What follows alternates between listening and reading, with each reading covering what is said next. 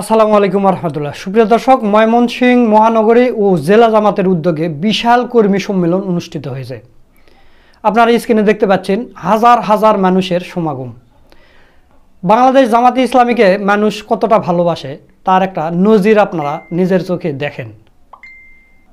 দর্শক, এই কর্মী সম্মেলনটা অনুষ্ঠিত হয় ঐতিহাসিক সার্কিট হাউস মাঠে এবং প্রধান অতিথি হিসেবে উপস্থিত ছিলেন আমিরে জামাত ডাক্তার শফিকুর রহমান। তো ডাক্তার শফিকুর রহমান এখানে অসাধারণ বক্তব্য দিয়েছেন। মানে এমন কিছু পয়েন্ট তুলে ধরছে, মানে জরুরি যেগুলো পয়েন্ট সেগুলো তুলে ধরেছে। যেমন নারী কমিশন বাতিল, তারপরে আগে স্থানীয় নির্বাচন দিতে হবে, এরকম অনেকগুলো গুরুত্বপূর্ণ পয়েন্ট তুলে ধরেছেন। দর্শক, আপনারা জানেন যে জামাতে ইসলামের বিরুদ্ধে এখন বিভিন্ন দলের বিভিন্ন লোক ষড়যন্ত্রে নেমেছে। সন্তোষ শর্মার কারণে জামাতে ইসলামী যে একটা প্রীতি সমাবেশ করেছে বিভিন্ন ধর্মের নেতাকর্মীদের নিয়ে, এখানেই সন্তোষ শর্মা আসার কারণে বর্তমানে জামাতে ইসলামের নেতাকর্মীরা সবাই বিব্রত। পিনাকি, ইলিয়াস এরা তো সবসময় পোস্ট দিয়ে যাচ্ছে, এদিকে আবার বিএনপিরা উত্তপ্ত আগুনের ভিতর পেট্রোল ঢালতেছে। তো দর্শক, এই সন্তোষ শর্মা কিন্তু বিভিন্ন সংগঠনের নেতাকর্মীদের সাথে কথা বলেছে, বিভিন্ন প্রোগ্রামে গেছে। কারো বিরুদ্ধে কোনো অভিযোগ নেই বা কোনো দলের বিরুদ্ধে কিছু নেই, শুধু জামাতে ইসলামের উপরে এরা উঠে পড়ে লেগেছে। জামাতে ইসলামের নরম সংগঠন, এই কারণে জামাতের বিরুদ্ধে সব কিছু বলা যায়। তো দর্শক, ওই কর্মী সম্মেলনে আমিরে জামাত কি বক্তব্য দিয়েছেন, তো চলুন আমরা আমিরে জামাতের সেই মূল্যবান বক্তব্যের ভিডিওটা দেখে আসি। আসসালামু আলাইকুম ওয়া রাহমাতুল্লাহ। প্রিয় ময়মনসিংহ জেলা এবং মহানগরীবাসী, আপনারা কেমন আছেন? খুব দুর্বল আলহামদুলিল্লাহ আসলো যে। কেমন আছেন আপনারা? আলহামদুলিল্লাহ। আলহামদুলিল্লাহি রাব্বিল আলামিন ওয়াসসালাতু ওয়াসসালামু আলা রাসূলিহিল কারীম ওয়া আলা আলিহি ওয়া সাহবিহি ওয়া আহলি বাইতি আজমাইন। ময়মনসিংহ জেলা এবং মহানগরী কর্তৃক আয়োজিত আজকের এই ঐতিহাসিক কর্মী সম্মেলনের সম্মানিত সভাপতি, বাংলাদেশ জামাতে ইসলামী ময়মনসিংহ মহানগরী শাখার সম্মানিত আমির কামরুল হাসান ইমরুল, মঞ্চে বসা বাংলাদেশ জামাতে ইসলামীর অন্যতম কেন্দ্রীয় নির্বাহী পরিষদের অন্যতম সদস্য, প্রচার বিভাগের সেক্রেটারি, ময়মনসিংহের কৃতি সন্তান জনাব মতিউর রহমান আকন অ্যাডভোকেট, এ অঞ্চলের পরিচালক কেন্দ্রীয় সাংগঠনিক সেক্রেটারি জনাব ডক্টর সামিউল হক ফারুকি, কেন্দ্রীয় অঞ্চল এবং স্থানীয় নেতৃবৃন্দ, বন্ধু সংগঠনের সম্মানিত নেতৃবৃন্দ, আজকের সম্মেলনে উপস্থিত সহকর্মীবৃন্দ, মিডিয়ার সম্মানিত বন্ধুরা, স্বেচ্ছাসেবক ভাইয়েরা, সুধীমণ্ডলী, আল্লাহ তাবারক ওয়া তাআলার শুকরিয়া আদায় করছি। মুক্ত পরিবেশে রাব্বুল আলামিন 17.5 বৎসর পর, স্বৈরাচারের 15.5 বৎসর, আর তাদের প্রোডাক্ট মঈনুদ্দিন ফখরুদ্দিনের আরও 2 বৎসর, এই সময় পরে আমরা আজকে এইভাবে একত্রে মিলিত হতে পেরেছি, আলহামদুলিল্লাহ। আজকে বাংলাদেশ একটি অঙ্গীকারে আবদ্ধ। আমরা এমন একটি বাংলাদেশ চাই যেই বাংলাদেশে কোনো ধরনের জুলুম হবে না, শোষণ হবে না, নিপীড়ন হবে না, নতুন কোনো ফ্যাসিবাদের জন্ম নেবে না। আমরা এমন একটি বাংলাদেশ চাই যেখানে মানুষে মানুষে কোনো বৈষম্য থাকবে না। আমরা এমন একটি বাংলাদেশ চাই যেখানে দুর্নীতিতে আর আমরা চ্যাম্পিয়ন হব না। আমরা এমন একটি বাংলাদেশ চাই যেখানে সমাজের কোথাও দুর্নীতির কোনো দুর্গন্ধ থাকবে না। ঘুষের জাতাকলে পিষ্ট হয়ে সকল নাগরিক নীরবে কাঁদবে না। বিচারের বাণী নিবৃতে আর কাঁদবে না। বিচার চেয়ে বিচার প্রার্থীকে কোনো প্রার্থী আমরা দেখেছি শেষ পর্যন্ত বিচার না পেয়ে আত্মহত্যা করে। সেই চিত্র আর বাংলাদেশে আমরা দেখব না। আমরা এমন একটি বাংলাদেশ চাই যেখানে দল ধর্মের মধ্যে কোনো অধিকারের ব্যবধান থাকবে না। একই বাংলাদেশে সকলের একই অধিকার ভোগ করার সেই ন্যায্য অধিকার প্রতিষ্ঠিত হবে ইনশাআল্লাহ। আপনারা আমার ডানে এবং বায়ে কিছু বন্ধুদেরকে দেখতে পাচ্ছেন। এই আমরা কি চাই? এখানে বিভিন্ন ইসলামী রাজনৈতিক সংগঠনের নেতৃবৃন্দ এবং দেশপ্রেমিক সংগঠনের নেতৃবৃন্দ সমবেত হয়েছেন। আমরা একটি বৈষম্যমুক্ত, দুর্নীতিমুক্ত, দুঃশাসনমুক্ত মানবিক বাংলাদেশ চাই এবং সেই বাংলাদেশটি অবশ্যই হতে হবে আল্লাহ রাব্বুল আলামিনের বিধানের ভিত্তিতে, আল কোরআন এবং নবী করিম সাল্লাল্লাহু আলাইহি ওয়াসাল্লামের সুন্নাহর ভিত্তিতে। প্রশ্ন স্বাভাবিকভাবেই দেখা দেবে, এমন একটি বাংলাদেশ যদি আমরা গড়ে তুলি, তাহলে সেখানে যারা হিন্দু ধর্মের অনুসারী, যারা বৌদ্ধ ধর্মের অনুসারী, যারা খ্রিস্ট ধর্মের অনুসারী, তারা কি করবে? ইসলামের নবী মুহাম্মদুর রাসূলুল্লাহ সাল্লাল্লাহু আলাইহি ওয়াসাল্লামকে আল্লাহ দুনিয়ায় পাঠিয়েছিলেন সমস্ত মানুষের নিরাপত্তা নিশ্চিত করার জন্য, সমস্ত মানুষের অধিকার নিশ্চিত করার জন্য। ইহুদি ধর্মের কিছু একটা লোকদের ডেলিগেশন এসেছিল মদিনাতুল মুনাওয়ারায়, মসজিদে নববীতে মুহাম্মদুর রাসূলুল্লাহ সাল্লাল্লাহু আলাইহি সাল্লামের সাথে দেখা করতে। আলোচনার এক পর্যায়ে তারা বলল, আপনি যে আল্লাহর ইবাদত করেন, আমরা তো সেই আল্লাহরই ইবাদত করি, মদিনার এই মসজিদে আমরা কি ইবাদত করতে পারবো? রাসূল করিম সাল্লাল্লাহু আলাইহি সাল্লাম বলেছিলেন, তারা আহলে কিতাব, তাদের জন্য একটা জায়গা পরিষ্কার করে দাও, এখানে তারা ইবাদত করবে। আল্লাহু আকবার। সম্মানিত ভাইয়েরা, মদিনা নগর রাষ্ট্রই ছিল দুনিয়ার প্রথম আধুনিক রাষ্ট্র। এর আগে দুনিয়ার ইতিহাস ঘাটিয়ে কোথাও পাওয়া যায় না যে আর কোনো রাষ্ট্র কাঠামোয় লিখিত সংবিধান ছিল কিনা। এখান থেকেই লিখিত সংবিধানের জন্ম, এখান থেকেই হিউম্যান চার্টার তৈরি হয়েছে, এবং যেটাকে চ্যালেঞ্জ করার সাহস কোনো মতবাদের এখনো দুনিয়ায় হয় নাই। সেই মদিনা চার্টার বা সনদের অধীনে সকল ধর্ম এবং বর্ণের মানুষ নিরাপত্তা পেয়েছে। তবে রাষ্ট্রীয় স্বার্থের বিরুদ্ধে কেউ যদি কাজ করে কিংবা বিশ্বাসঘাতকতা করে, তাহলে সে যে ধর্মেরই হোক শাস্তি তাকে পেতেই হবে, কারণ সে বেঈমান, সে জাতির সাথে বিশ্বাসঘাতক। এই জন্য তাকে ক্ষমা করে না, কোনো রাষ্ট্র ক্ষমা করে না, ইসলামী রাষ্ট্রও ক্ষমা করে না।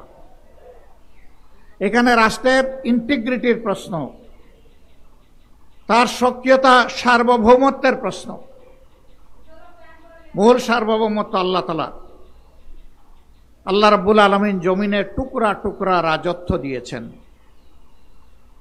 আল্লাহ তাআলার ভাষায়, আউযু বিল্লাহি মিনাশ শাইতানির রাজিম, বিসমিল্লাহির রহমানির রহিম, কুলিল্লাহুম্মা মালিকাল মুলকি তুতিল মুলকা মান তাশাউ ওয়া তানজিউল মুলকা মিম্মান তাশাউ। বলো, অর্থাৎ হে নবী বলো, অর্থাৎ হে নবী জানিয়ে দাও মানবতাকে, আল্লাহ হচ্ছেন সমস্ত বাদশাহীর মালিক। আসমান জমিনের একক কর্তৃত্ব আল্লাহ তাআলার। তবে জমিনের শৃঙ্খলার প্রয়োজনে জাতি গোত্র বিভিন্ন জায়গায় তিনি নেতৃত্ব দেন, কাউকে কাউকে তার এলাকা শাসন করার, পরিচালনা করার এখতিয়ার দেন। তিনি ওই এখতিয়ার দেওয়ারও মালিক, কিন্তু সীমা লঙ্ঘনকারীদের কাছ থেকে এটা কেড়ে নেওয়ারও একমাত্র অধিকার তার। বাংলাদেশ 24 সালে সেইটা প্রত্যক্ষ করেছে।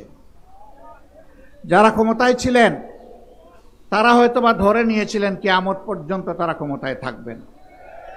তাদের হাবভাব, চলনে বলনে, তাদের অহংকারপূর্ণ আচরণে আমরা তাই প্রত্যক্ষ করতাম। তারা এদেশের মজলুম মানুষকে নিয়ে উপহাস করতেন।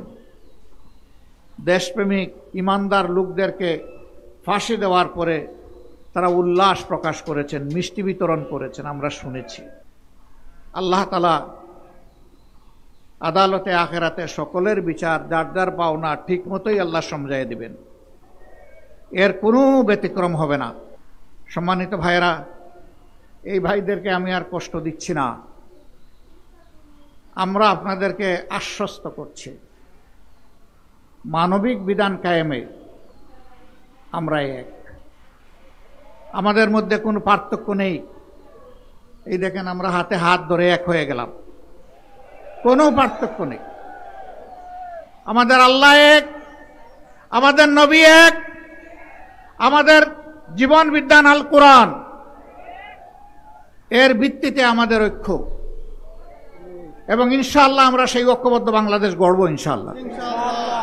এ পথের কোনো চ্যালেঞ্জ আমরা মানব না, কোনো বাধার মুখে থেমে যাব না, অন্যায়ের কাছে আপোষ করব না, ইল্লা বিইজনিল্লাহ। আমরা আল্লাহর উপর ভরসা করি। আমাদের ভরসা দুনিয়ার কোনো শক্তির উপরে নয়, ব্যক্তির উপরে নয়। সুতরাং আমরা ভয় করব শুধু আল্লাহকে, সম্মান করব মানবতাকে, কিন্তু কেউ যেন আমাদের দিকে চোখ তুলে লাল চোখে না তাকান। নবী করিম সাল্লাল্লাহু আলাইহি সাল্লাম, সাহাবায়ে কেরাম রিদওয়ানুল্লাহি তাআলা আলাইহিম আজমাইন, যুগে যুগে তাদের নেক অনুসারীরা অসত্যের বিরুদ্ধে আপোষহীন লড়াই সংগ্রাম করে জীবন দিয়ে প্রমাণ করেছেন জীবন দেওয়া সম্ভব, অন্যায়ের কাছে মাথা নত করা সম্ভব নয়। আপনারা ঐক্যবদ্ধ থাকুন, ঐক্যের শক্তিতেই বিজয় আসবে ইনশাআল্লাহ। এই বিজয়ের মাধ্যমে কোনো ব্যক্তি, কোনো দলকে ক্ষমতায় বসানো আমাদের উদ্দেশ্য নয়।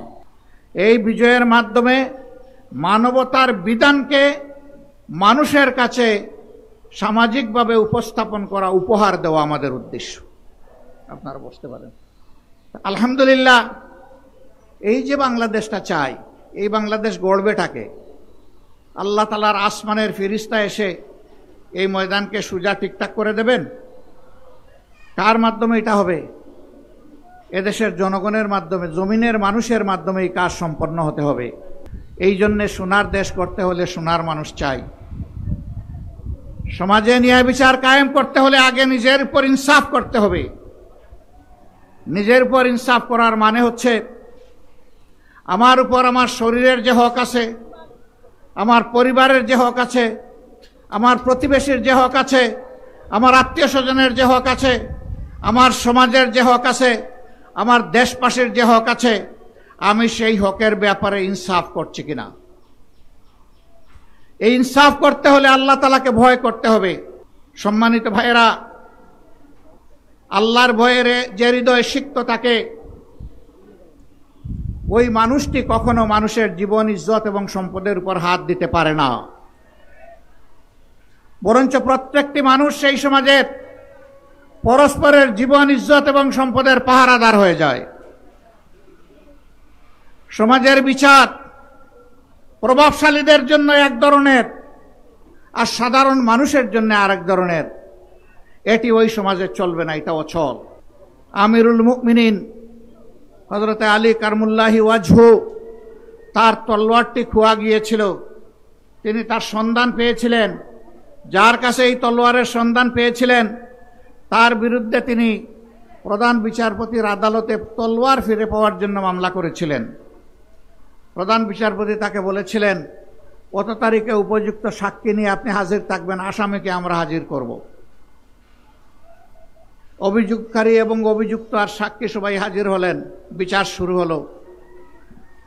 বর্ণনা শোনার পরে প্রধান বিচারপতি জিজ্ঞেস করলেন, সম্মানিত অভিযোগকারী, এখানে আমিরুল মুমিনিন বলে সম্বোধন করেন নাই।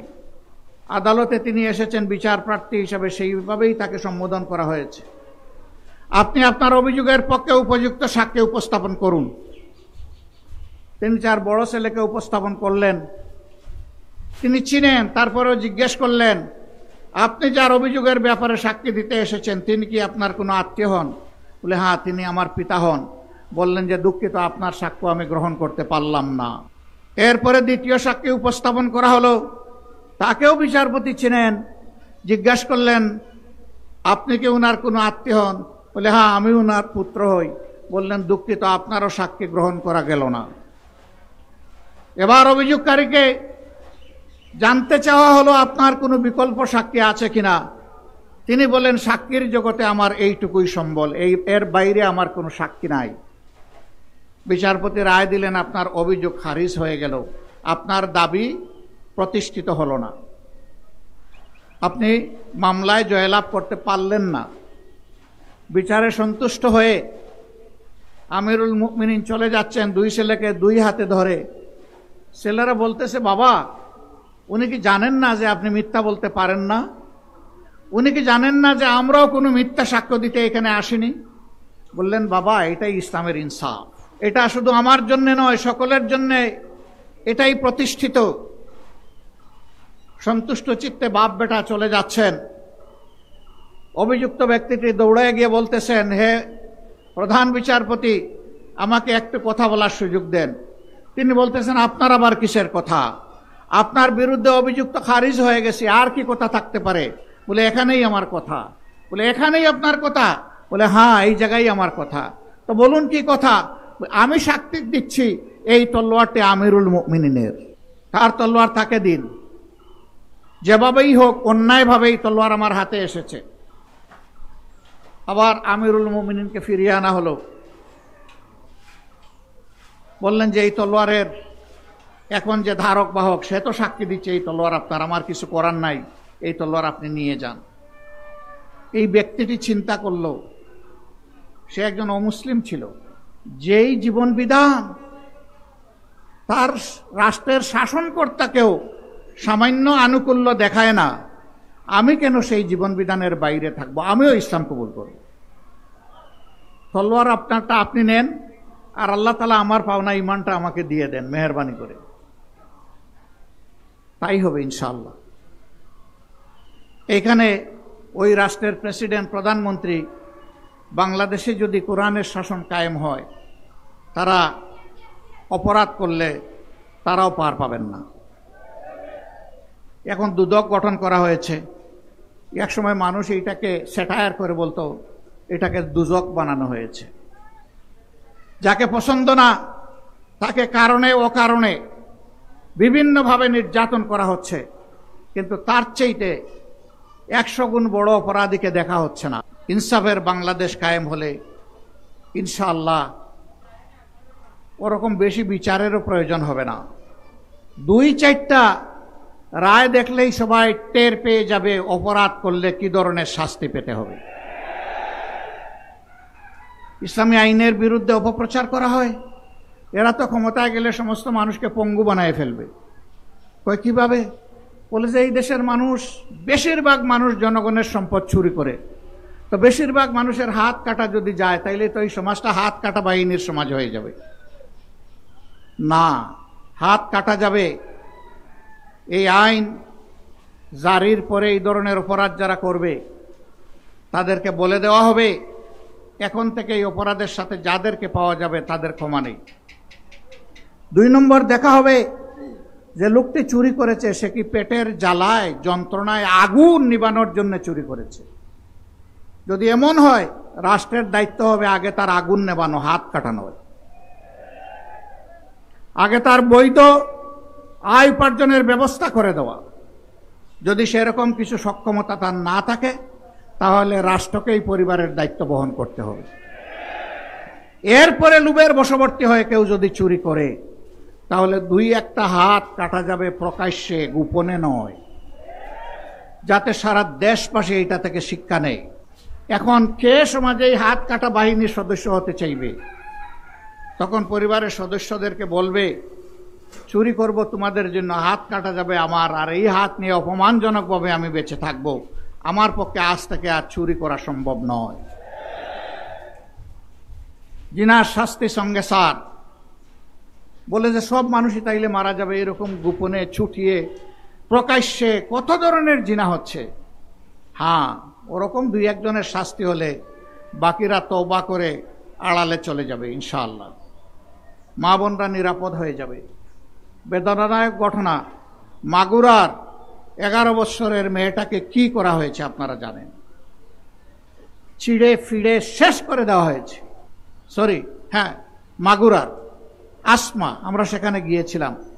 ওখান থেকে ফিরতেছি, এবার আসিয়া, ওখান থেকে ফিরতেছি, এবার শুনি বরগুনায় সনাতন ধর্মের একটা মেয়েকে তাদেরই পাড়ার কিছু ওই একই ধর্মের লোক ওরা শেষ করে দিয়েছে।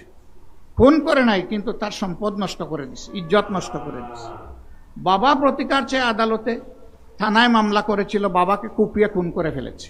সেই পরিবারকে দেখতে পরের দিন গেলাম, গিয়ে দেখি এই পরিবারে আর কোনো পুরুষ সদস্য অবশিষ্ট নেই। এই মেয়েটির বয়সও 11.5-12 বছর হবে। এরপরে একটা মেয়ে 3.5 বছর, তারপরে কুলে একটা মেয়ে 2.5 মাস। নিহত ব্যক্তির বৃদ্ধা মা আছেন আর বিধবা স্ত্রী আছেন। খুবই খারাপ লাগলো। 2.5 মাসের সন্তানটাকে কুলে নিলাম। আমি ওই সন্তানের মাকে বললাম, এই সন্তানটা আমি নিয়ে যাই, আমাকে দিয়ে দেন। উনি বলল যে হ্যাঁ আপনি নিয়ে যান, আপনাকে দিয়ে দিলাম। কারণ এই সন্তানকে লালন পোষণ করার আমার কোনো সামর্থ্য নেই। বাকিরা কি খেয়ে বাঁচবো তাও আমি জানি না। আমার স্বামী ছোট্ট একটা দোকানে চাকরি করতেন, মুরগির দোকানে। তা কত বেতন পেতে পারেন আপনি বুঝতে পারছেন। আমাদের এইটা, ওই আলোটাও আমাদের নিভে গেল। এখন আমরা বাঁচবো কি করে? খারাপ লাগলো ভীষণ। এই বাচ্চাটাকে তুলে এনে আদর করে আবার ফিরিয়ে দিয়ে বললাম যে এই বাচ্চা আমাদের, আপনার কাছে আমানত রেখে গেলাম। এই বাচ্চা প্রাপ্তবয়স্ক না হওয়া পর্যন্ত, তার লেখাপড়া পর্যন্ত এই পরিবারের সাধারণ দায়িত্ব আল্লাহর উপর ভরসা করে আমরা কবুল করলাম। প্রতি মাসের 1 তারিখ আমাদের লোকেরা আপনাদের সাথে দেখা করবে। আগে যেমনটা আপনার স্বামীর আয় উপার্জন ছিল, আমরা চেষ্টা করব তার সাথে আরো 10টা টাকা বেশি যোগ করে আপনার হাতে তুলে দেওয়ার জন্য। কিন্তু আমরা কি তার স্বামী ফিরিয়ে দিতে পারবো? ওই মেয়েগুলার 3টা যে কচি মেয়ে, তাদের বাবাকে ফিরিয়ে দিতে পারবো? আমরা কি ওই বৃদ্ধা মহিলার কলিজার টুকরা সন্তান ফিরিয়ে দিতে পারবো? আমরা পারবো না। সমাজে যদি আল্লাহর সেই আইন জারি হয়, তাহলে সবচেয়ে ভীত সন্ত্রস্ত হলো যারা লাগামহীন এই জীবনে চলতে চায়। তাদের ঘরে কোনো সুখ নেই, সকলের ঘরের সুখকে সারকার করে দিতে চায়। এরাই তার বিরুদ্ধে বেশি চিৎকার দেয়। কিন্তু 18 কোটি মানুষের দেশে সেদিন আলহামদুলিল্লাহ মায়েরা, বোনেরা, আমাদের মেয়েরা ঘরে, চলাচলে, কর্মস্থলে, সব জায়গায়, প্রাতিষ্ঠানিক জায়গায় ইনশাআল্লাহ সেদিন নিরাপত্তা পাবেন, পূর্ণ নিরাপত্তা ইনশাআল্লাহ।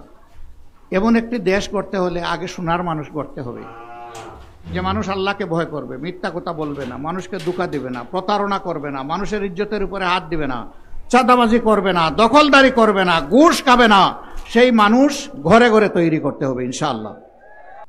আপনারা নিজেকে কি সেইভাবে নিজেকে গড়ার জন্য আপনারা প্রস্তুত? দেখেন, আমরা কিন্তু কেউ ফিরিস্তা না। ভুল ত্রুটি আমাদেরও আছে, অপরাধ আমাদেরও হয়। আল্লাহ তাআলার কাছে নত শিরে তওবা করে আমরা ওয়াদা করব, রাব্বুল আলামিন একই ধরনের ভুল আর কখনো করব না। এই অপরাধগুলো যা হয়ে গিয়েছে তুমি ক্ষমা করে দাও। এর কাফফারা হিসাবে আমাদের সামান্য নেক আমল থাকলে তা কবুল করে নাও, এবং ভবিষ্যতে আমরা অপরাধে আর এভাবে জড়াবো না। আমরা মিথ্যা কথা বলবো না, চুগলখুরি করব না, কারো ইজ্জত নষ্ট করব না, কারো সম্পদে হাত দিব না, কারো জীবনের উপরে হাত দেব না, কারো হক আমরা হরণ করব না। যদি আমরা নিজেরা সংগঠিত হতে পারি, বাংলাদেশ সংগঠিত হবে ইনশাআল্লাহ। আর এই যারা আমরা ন্যায় ইনসাফের শাসন চাই, মানবিক বাংলাদেশ চাই, আমাদের মধ্যে যদি দুষ্ত্রুটি থাকে, তাহলে মানবিক বাংলাদেশটা গড়বে কে? এই জন্য দলমত নির্বিশেষে যারা দেশকে ভালোবাসেন, যারা আল্লাহকে ভালোবাসেন, যারা প্রিয় নবী মুহাম্মদুর রাসূলুল্লাহ সাল্লাল্লাহু আলাইহি সাল্লামকে ভালোবাসেন, যারা মানুষ হিসাবে দেশের সমস্ত মানুষকে ভালোবাসেন, তাদের প্রতি আমাদের অনুরোধ যে আগে আসুন আমরা নিজেকে গড়ি, ইনশাআল্লাহ তার সাথে দেশ গড়ার কাজও হয়ে যাবে আল্লাহ চাই। সম্মানিত ভাইয়েরা, কঠিন রোদের মধ্যে আপনারা বসে আছেন, কষ্ট হচ্ছে। বহু লোক আস্তে আস্তে উঠে গাছতলায় চলে যাচ্ছেন, এটাই স্বাভাবিক। ঘামছেন, ঘাম ঝরছে, তারপরেও ধৈর্য ধরে কথাগুলো শুনছেন। আল্লাহ তাআলা আপনাদের এই ত্যাগের উত্তম জাযা দুনিয়া এবং আখিরাতে যেন দান করেন। বর্তমানে দেশ যেভাবে চলছে, অনেক সাংবাদিক প্রশ্ন করে আপনারা কি সন্তুষ্ট? আমরা বলি 50-50। দেশের সরকার হয়তো বা চেষ্টা করছে, সকলের দৃষ্টিভঙ্গি সরকারের যারা আছেন আবার সমান না। এটা কোনো দলীয় নির্দিষ্ট আদর্শের সরকারও না। কেউ কেউ টানে মক্কার দিকে, আবার কেউ কেউ টানে মস্কোর দিকে। এই দুটানা অবস্থায় জাতির মাঝে মাঝে অনেক বড় ক্ষতি হয়ে যায়। মাঝে মাঝেই এই ধরনের কিছু অনাকাঙ্ক্ষিত পরিবেশের মুখোমুখি আমাদেরকে হতে হয়। নারী অধিকার সংস্কারের নামে সম্প্রতি একটি রিপোর্ট জমা হয়েছে। সেই রিপোর্টের বেশ কিছু জায়গায় কোরআন এবং সুন্নাহর সম্পূর্ণ খেলাফ কিছু সুপারিশমালা পেশ করা হয়েছে। আমাদের প্রথম কথা হচ্ছে যে এই কয়জন এই সুপারিশ পেশ করেছেন তারা এই দেশে 9.5 কোটি মায়ের প্রতিনিধিত্ব করেন না। তারা সমাজকে যে জায়গায় নিয়ে যেতে চান এগুলা বলতেও কিছু কিছু জায়গায় আমার লজ্জা করে, এই জন্য আমি বলছি না। আমরা সেই জায়গায় তাদেরকে নিতে দিব না ইনশাআল্লাহ। এদেশের মানুষের একটা সংস্কৃতি, একটা তাহজিব, একটা তামাদ্দুন আছে। তার বিরুদ্ধে আঘাত দিলেই সমাজের পুরা শৃঙ্খলা তছনছ হয়ে যাবে। এটা আমরা মানব না, এটা আমরা মানতে পারি না। আমরা মাননীয় প্রধান উপদেষ্টাকে অনুরোধ করব, আপনি দেশে ফিরে বিলম্ব না করে আগেই কাজটাই বাতিল করেন। আর যদি এরকম কোনো কমিশন করতে হয় তাহলে সকল শ্রেণী, পেশা, দল এবং আদর্শ থেকে মানুষকে নিতে হবে। সেখানে ইমানদার মহিলাদেরও প্রতিনিধিত্ব নিশ্চিত করতে হবে, যারা কোরআন হাদিসের পর্যাপ্ত জ্ঞান রাখেন। তারপরে দেখা যাবে কি আসে, তখন আমরা বিবেচনা করব, এর আগে নয়। সম্মানিত ভাইয়েরা, দ্রব্যমূল্য রমজানে কিছু সহনীয় ছিল, মানুষ কিছুটা আশ্বস্ত হয়েছিল, ধীরে ধীরে এখন আবার উত্তপ্ত হচ্ছে। আমরা সরকারকে বলবো সেই দিকে নজর দেন। সমাজের শৃঙ্খলা বিনষ্টের যারা কারণ তাদেরকে পাকড়াও করুন। যারা 15.5 বছর এবং শেষ প্রান্তে এসে জুলাই আগস্টে গণহত্যা সংগঠিত করেছে তাদের কাউকে আইনের বাইরে রাখবেন না, তাদের বিচার নিশ্চিত করুন। এই বিগত সরকার যে জঞ্জাল 15.5 বছরের সৃষ্টি করেছে তার পর্যাপ্ত ন্যায়ানুগ সংস্কার সাধন করুন। কালো টাকা এবং পেশি শক্তির থেকে বের হয়ে আসার জন্য সমস্ত মানুষের ভোট এবং সঠিক প্রতিনিধিত্ব সংসদে নিশ্চিত করার জন্য পিআর সিস্টেমের ভোট নিশ্চিত করতে হবে। আমরা শুনতে পাচ্ছি সংসদ 2 কক্ষ বিশিষ্ট করার প্রস্তাব দেওয়া হচ্ছে, নিম্নকক্ষ উচ্চকক্ষ। মূল কর্তৃত্ব থাকবে নিম্নকক্ষের হাতে, সেইটা হবে বর্তমান পদ্ধতিতে। আর উচ্চকক্ষের প্রস্তাবনা করা হয়েছে পিআর সিস্টেমে। উচ্চকক্ষ যদি পিআর সিস্টেমে প্রয়োজন হয় তাহলে নিম্নকক্ষ নয় কেন? একই দেশে 2 পদ্ধতির প্রয়োজনটা কি? দুনিয়ার 62টা দেশ তারা পিআর সিস্টেমে নির্বাচন করে। সম্প্রতি ইউরোপ সফর করে আসলাম, সেই ইউরোপের 26টা দেশের মধ্যে 16টা দেশ পিআর সিস্টেমে নির্বাচন করে। তারা যদি তার সুফল যুগ যুগ ধরে পেয়ে থাকে, এই সুফল থেকে আমরা জাতিকে বঞ্চিত করার আমরা কে? সুতরাং এই অধিকার জাতিকে জাতির হাতে তুলে দিতে হবে। এইটা যারা মানবেন না, মনে করতে হবে তারা হলো বিচার মানি তাল গাছটা আমার। আমরা বলবো বিচার মানুন, রায়ে তাল গাছ যার তার হাতে চলে যাবে, এবং সেই বিচারটা হতে হবে ন্যায় বিচার। সম্মানিত ভাইরা, বর্তমান একটা নির্বাচন কমিশন হয়েছে। তারা বলেছেন ইতিহাসের সবচেয়ে ভালো নির্বাচন নাকি তারা উপহার দিবেন। আমরা তাদের একটু অ্যাসিড টেস্ট দেখতে চাই। তারা জাতীয় সংসদের নির্বাচন, যেটা দিয়ে দেশ শাসন হবে 5 বছরের জন্য জনগণের ম্যান্ডেট নিয়ে, সেই নির্বাচনের আগে তারা, জনগণ এখন সাফার করছে স্থানীয় সরকারের বিভিন্ন জায়গায় প্রতিনিধি না থাকার কারণে। স্থানীয় সরকার নির্বাচনটা দিন, আমরা দেখি আপনাদের সদিচ্ছা এবং সক্ষমতা কতটুকু। এটার প্রমাণ আপনারা পেশ করুন। যদি এতে জনগণ সন্তুষ্ট হয়, জনগণের পরবর্তী খেদমতের জন্য জনগণ আপনাদেরকে পূর্ণ সহযোগিতা দেবে। আর এখানে যদি কোনো কিছু ধরা পড়ে তাইলে জনগণ আপনাদেরকে হলুদ নয় লাল কার্ড দেখাই দেবে। আমরা কোনো বিশেষ দল গোষ্ঠীকে সুবিধা দেওয়ার কোনো ধরনের সুপারিশ আমরা মানব না। আমরা জনগণকে 18 কোটি মানুষকে সুবিধা দেওয়ার যত সুপারিশ আছে তাই মানব। এই জন্য আপনাদের সকলের কাছে আমাদের অনুরোধ, নিজেকে গড়ুন, ঘরে ঘরে ন্যায় এবং সত্যের আওয়াজ পৌঁছে দিন। জনগণকে অসত্যের বিরুদ্ধে, অপরাধের বিরুদ্ধে সংগঠিত করুন। এটা বিচিত্র নয়, শুধু বক্তৃতায় নয়, হয়তোবা অপরাধীদেরকে দমন করার জন্য সরকারি সংস্থার সাথে সহযোগিতা করে আমাদের সবাইকেও রাস্তায় নামতে হতে পারে। তার জন্য তৈরি হন। যা চলছে বাংলাদেশে তার সাক্ষী বাংলাদেশের 18 কোটি মানুষ। অতীতে যা চললো এখনো যদি তাই চলে, তাহলে এত রক্ত গেল কেন, এত জীবন গেল কেন? এখানে শহীদের পিতারা, পরিবারের সদস্যরা এখানে উপস্থিত, তাদের সামনে আমাদের জবাবদিহি কি হবে? এই জাতির কাছে আমরা কিভাবে মুখ দেখাবো? যারা দুনিয়া থেকে চলে গেছে তাদের আত্মা তো আমাদেরকে অভিশাপ দেবে। যারা জীবন্ত শহীদ হয়ে পঙ্গু হয়ে হাসপাতালের বিছানায় কিংবা নিজের বাড়িতে কাতরাচ্ছে, তাদের কাছে আমাদের জবাবদিহি কি হবে? এই জন্য আমাদের শহীদদের প্রতি সম্মান রেখে, আমাদের পঙ্গু আহত ভাই বোনদের প্রতি সম্মান রেখে, তারা যেমন জীবন দেওয়ার জন্য লড়াই করেছে, বাংলাদেশকে জঞ্জাল মুক্ত, কলুষ মুক্ত, দুর্নীতি মুক্ত, দুঃশাসন মুক্ত বাংলাদেশ করার জন্য আমরা আরেকবার জীবন দিয়ে হলেও লড়াইয়ের জন্য প্রস্তুত হয়ে যাব ইনশাআল্লাহ। অতীতের দুরাচার, স্বৈরাচার, দুর্নীতিবাজ, লুটারাদের থেকে শিক্ষা নিন। আমার সম্মানিত সহকর্মী মতিউর রহমান আকন, তিনি 28 লক্ষ কোটি টাকা বলতে গিয়ে 28 লক্ষ টাকা বলেছেন। তার অন্তরে 28 লক্ষ কোটিই ছিল। এই টাকা বাংলাদেশের বাজেটের, বার্ষিক বাজেটের 4 থেকে 5 গুণ। এই টাকা কারা চুরি করেছে বলেন? এখনো কি বয়ের সংস্কৃতি আছে? গলা জেড়ে বলেন। আওয়ামী লীগ করেছে, তাদের দূষররা করেছে। এবং তাদের সাথে তাল মিলিয়ে প্রশাসনের বিভিন্ন জায়গায় যে সমস্ত জালিমরা ছিল তারাও করেছে। জনগণের এই সম্পদ দেশে ফিরিয়ে এনে জনগণের তহবিলে যোগ করতে হবে। আমরা চাই তা ফেরত আনা হোক। আমরা ইউরোপিয়ান ইউনিয়নে সেখানে দেশগুলোকে, অথরিটিগুলোকে বলেছি আমাদের টাকা আমাদেরকে ফিরিয়ে দিতে আপনারা সাহায্য করুন। কিছু দুর্বৃত্ত এই টাকা নিয়ে পালিয়ে এসে আপনাদের শেষে আশ্রয় নিয়েছে, ওদেরকেও আমাদের হাতে সমর্পণ করুন।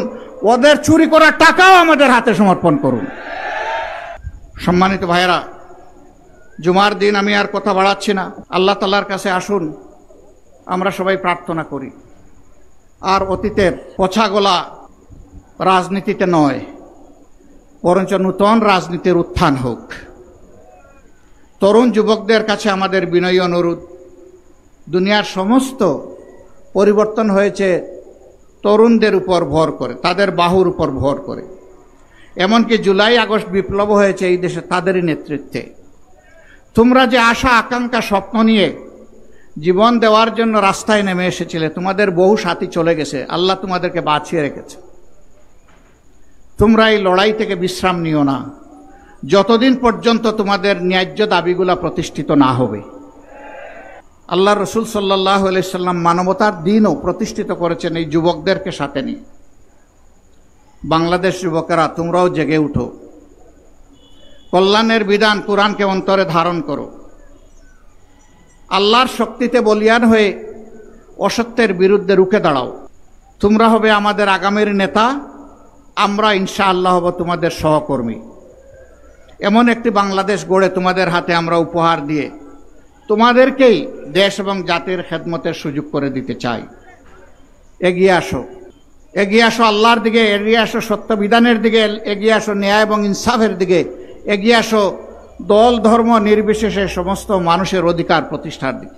আল্লাহ রাব্বুল আলামিন আমাদের সবাইকে সেই তৌফিক দান করুন। সুপ্রিয় দর্শক, আপনারা আমিরে জামাতের বক্তব্যের ভিডিওটা দেখলেন। তো আজকের এই ভিডিওটা আপনাদের কাছে কেমন লেগেছে? যদি ভালো লাগে ভিডিওটা বেশি বেশি করে শেয়ার করবেন। নিত্য নতুন জামাত শিবিরের আপডেট ভিডিও পেতে আমাদের চ্যানেলটা সাবস্ক্রাইব করে রাখবেন। সকলকে ধন্যবাদ। আসসালামু আলাইকুম ওয়া রাহমাতুল্লাহ।